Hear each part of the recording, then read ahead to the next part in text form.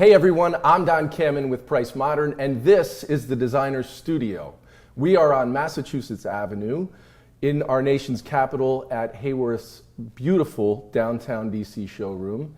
And joining me today is project manager from Collective Architecture, Matt Gannon. Matt, welcome to the studio. Thank you very much. Glad to be here.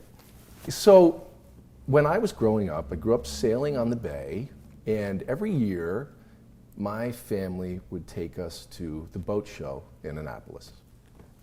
And we'd walk into the harbor, and there were thousands of boats there, and I would get a little bag and run from boat to boat like it was sailing Halloween and pick up all the brochures. And at night, I would go dump them out and look at the layouts of all the boats. And I was fascinated as a kid how you could fit different layouts for a boat into this sort of 35 by 20 foot area. And you share sort of a similar fascination as a kid, right? Yes. Floor plans. Yes. So you love them. I was like, where are you going? Yeah. No, we used to go through, like my parents, we would drive to Florida like every year. It's like the 14 hours. So they would give me like architecture, like floor plan books, and I would like flip through like for hours and look through them. But yeah. So do you love, like, I still have this where I look at apartments. I'm like, okay, how can you do something different with the same single bedroom apartment or double bedroom apartment? How does it look? How can you fit the kitchen in? You still do all that? Yes. And was this the birth of your wanting to be in design? Yeah, I feel like at an early age I understood that like I wanted to do, or my parents I guess would say like, oh, you should like architect, he's gonna be an architect someday. So I would play with Legos, I would build Lego like houses and take the roof off, and so I could play like and understand the layouts and everything. So absolutely. So that's where it started. Okay, so you know how this works. We ask every designer the 5 questions, and we've switched it up a little bit. The first 2 questions are, we kind of flipped them on their head. We used to ask, what's your favorite color? And now we start with, what's your least favorite color? Yeah, that was definitely a tricky one because I had a pause and busy day going on, had a pause, and I was like, oh my gosh, like what is my least favorite color? I think I would say brown, and then since I kind of thought about that, I was like, well, kind of wood is brown, and I love the warmth of wood, so I feel like I'm contradicting myself, but I guess like I wouldn't, like paint a wall brown in my house. So. But brown is an interesting color because we use it a lot. We're tones of it a lot. And it's a great color, but it's an easy one to say, it's not my favorite. Yes, it's like I don't think I wouldn't probably buy while I'm wearing a tan jacket, yeah, but I wouldn't like buy like probably a brown sweater or anything. Okay, and so the second question is, what's your least favorite material?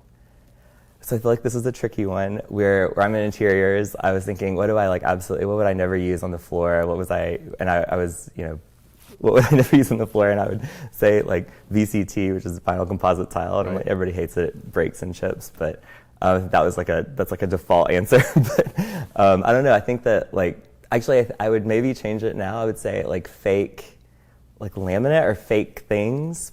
Although the fake like tiles have gotten really good at like imitating stone, but yeah, and even some of the VCTs now sort of look like concrete or look like wood, but they don't. Maybe not VCTs. Yeah. Okay. All right. So third question: greatest design influence. Yeah, I think when I was kind of late high school into college, Bjarke Ingels really was coming to kind of prominence.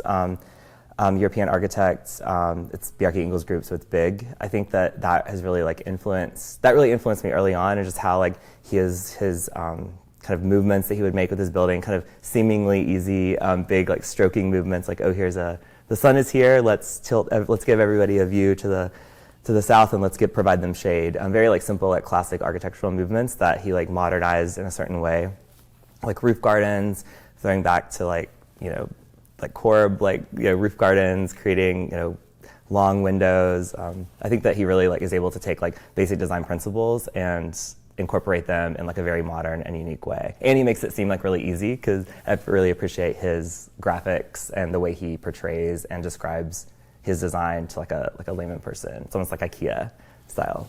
And it's amazing. I mean, breathtaking stuff. The way he plays with, you don't know if you're on a roof or a patio or a path. The way he plays with grade, below grade, above grade. I mean, it's really interesting stuff, very playful, very conscious of the environment that the building is in. And yeah, I mean, breathtaking. Yeah, he definitely loves to like replicate, like he likes to give back where he took away. So like if he takes away, landscape, he'll put the landscape back, and it's very like particular and very very like thoughtful, like I guess way. I wasn't super familiar with his work until we spoke, and his website is beautiful and interesting, and it just looks like everything that Big, touches is thoughtful and really on mission to be outside of the box and different. Yeah. Yeah, really interesting. Yeah, I also think that Wes Anderson. I love his movies, and I think that the way his like color palettes are, like I feel like as working in commercial interiors in general, just something coming from like an architecture background, I don't necessarily learn like color palettes specifically in school. So when I kind of was dropped into that world, it was very it was a little hard for me to understand and kind of put it all together. But I think through movies, film, especially Wes Anderson, just the way he like frames things and is able to like really like frame things and like layer things on top of each other to create a nice picture. And it's very stylized. Yeah, almost all of his. It's like very muted. Yeah. Do you have a favorite Wes Anderson movie? I mean, Grand Budapest Hotel is amazing. Yeah. Okay. Yeah. I mean, Moonrise Kingdom. Okay, so the next question is, what piece of architecture or interior design do you like the most? Piece of architecture. So I think this comes from me loving like city planning and me liking just like maps. I was really into maps growing up and would look up. Even to today, I want to know exactly where I am, and I want to know, what direction I'm in, and I want to know like about my place and specifically where I am, and like my office is that way, and I kind of know that.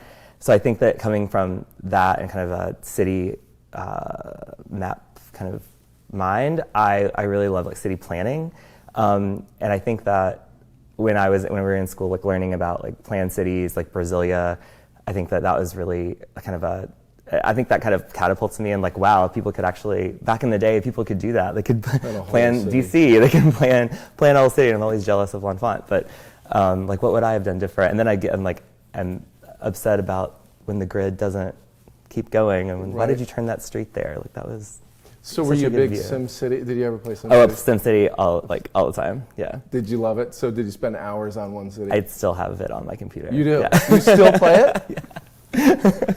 I used to like it, but I would get so frustrated because I would never feel like I did what I was hoping to do. Yeah, all the Simoleon people would get mad at me. They did. Fires. Fires. Fires. You didn't turn that off and say, no, I'm going to do it. You can do like God mode. You could like put in cheat codes and do God mode and ignore it. Yeah. Did you have a plan before you went in? You said, all right, this time I'm going to learn from the last one you did. Now I'm going to do this. Yeah, Originally you could do, especially at SimCity, it was so kind of basic, like back in the day, and now you can go in and you create cities next to each other, and they can trade with each other and like exchange. Like this is the industrial city, and and make you draw power lines to this one, and I don't know, it's cool. Kind of creating a story, creating a universe, I guess. So, if you could design anything, what would you design? I think like architects should think.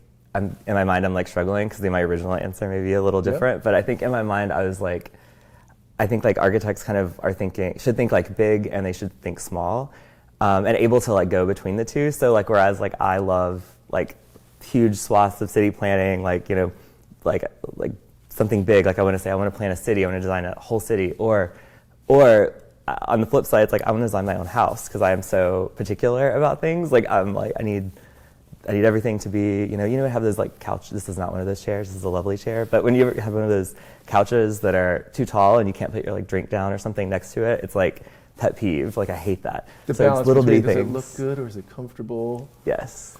So I think that I would be tortured if I tried to design my own house. Do you feel like would the project ever end?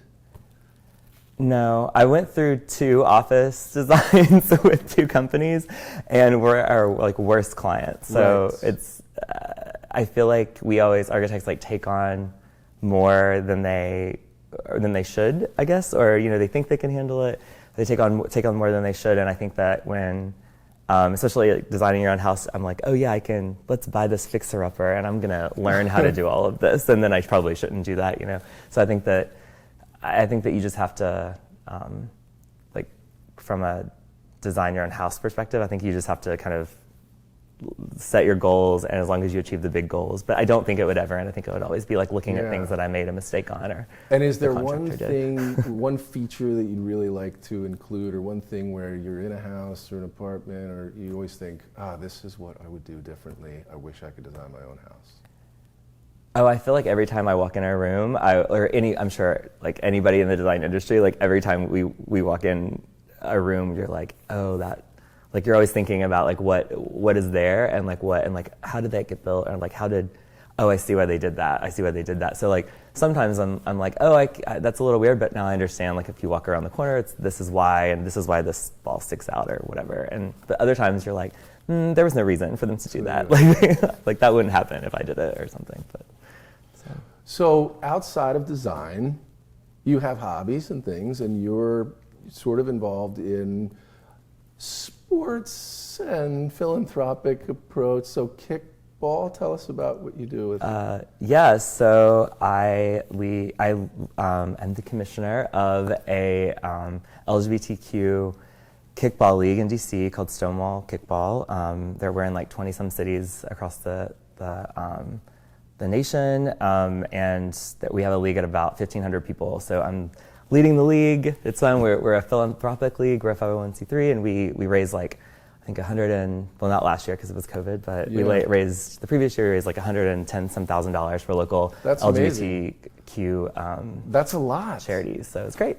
And so what happened during COVID? How do you still try to raise money? Were you able to play at all? Yeah, so I mean, some at first we were planning the season, and then we kind of stopped, and then eventually we started kind of raising money we worked with our kind of sponsor bars and sponsor restaurants, and making food and delivering it to like frontline workers in hospitals, or now it's like people working for the COVID testing sites or something. So we do we still are raising some money. It's not as much as we used to, but. And are you going to get back on the field soon? Yeah, hopefully. Yeah. Hopefully, yeah. Still we had to cancel the spring season, but we'll be there for summer. Well, it's great that you could continue to do something while you couldn't be out playing kickball. Yeah. And we really appreciate you being here. Yeah. And thank you. Thank you. It was fun. And so if you want to work with Matt, please check him out and Collective Architecture at collectivearchitecture.co. Very careful there, collectivearchitecture.co. And of course, to find us, it's pricemodern.com. And we will see you next time right here on The Designer Studio.